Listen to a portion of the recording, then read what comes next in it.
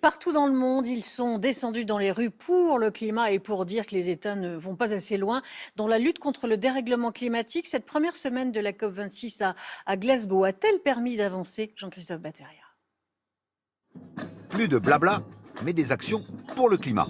Plusieurs centaines de manifestants se sont réunis cet après-midi à Paris sous les portraits des grands dirigeants à qui il est reproché de ne pas faire plus, alors que la conférence pour le climat, la COP26, achève sa première semaine de discussion.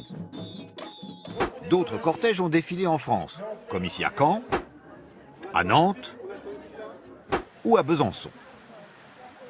Les résultats qu'on recueille de la COP26, ils sont décevants. Je vous assure que moi, ça me fait de la peine et ça me met en colère. Si le bilan à mi-parcours apparaît mitigé, des engagements ont malgré tout été pris à Glasgow. En premier lieu, celui de maintenir l'élévation de température à 1,5 degré, ce qui était l'espoir le plus optimiste de la COP21 à Paris en 2015.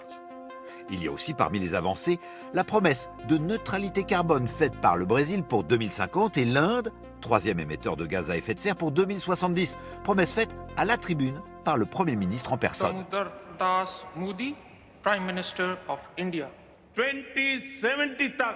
En 2070, nous atteindrons notre objectif de neutralité carbone. C'est un engagement sans précédent de l'Inde pour le climat. En revanche, les accords signés par 100 pays pour l'arrêt de la déforestation en 2030 ne sont pour les organisations de défense de l'environnement qu'un effet d'annonce. Cet engagement avait déjà été signé par 38 pays en 2014 à New York.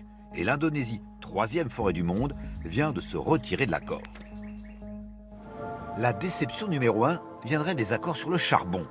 Si de grands pays ont signé pour le bannir, 6 des plus grands utilisateurs n'ont rien promis à Glasgow.